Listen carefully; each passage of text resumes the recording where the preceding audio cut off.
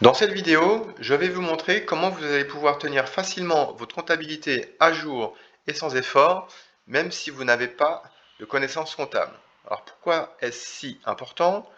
En effet, si vous prenez le temps de saisir au fur et à mesure l'ensemble de vos revenus et l'ensemble de vos dépenses tout au long de l'année, alors vous allez gagner beaucoup de temps à la fin de l'année.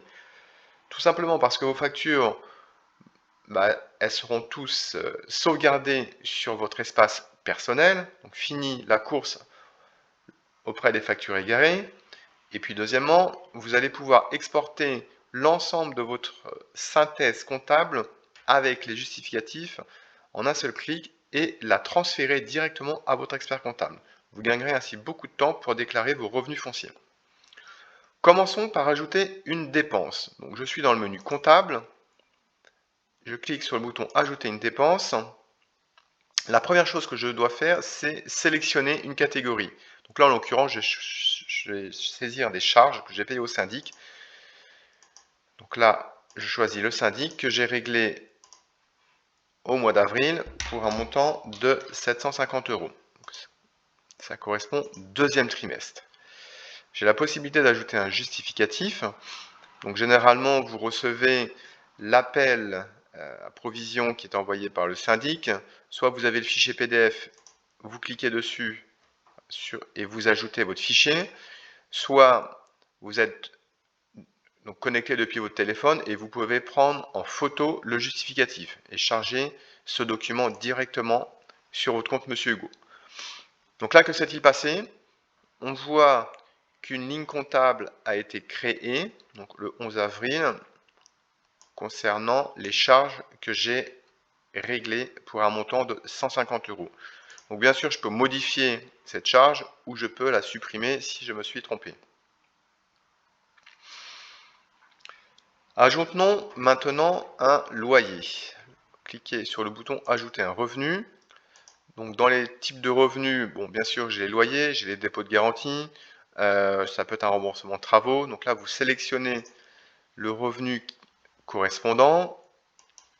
Ici le locataire, il s'agit de Céline qui m'a versé un revenu le 12 avril pour un montant de 550 €. Donc là, on m'indique que le loyer a été réglé partiellement.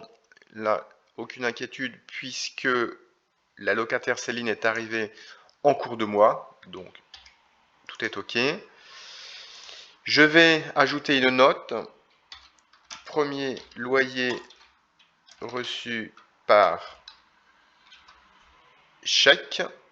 Corrigeons la petite faute. Voilà. J'enregistre. Et automatiquement, une ligne comptable a été créée. Loyer du mois d'avril pour un montant de 585 € charges comprises. Donc bien sûr, je peux le modifier ou supprimer la ligne comptable. Au préalable, j'avais saisi le dépôt de garantie que m'avait versé Céline.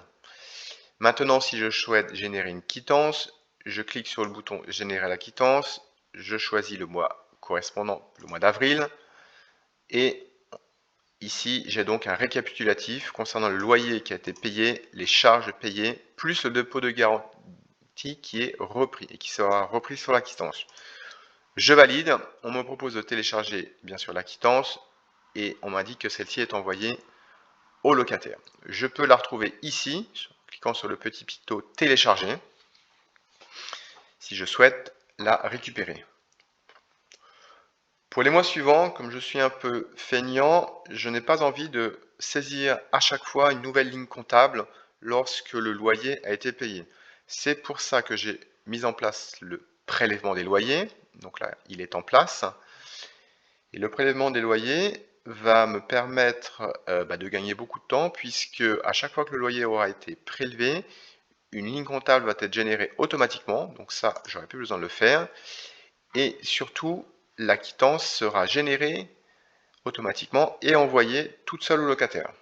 Donc ça, c'est vraiment pratique, ça vous permet vraiment de gagner beaucoup de temps, surtout si vous avez beaucoup de locataires et beaucoup de biens, comme ici où j'ai 6 biens.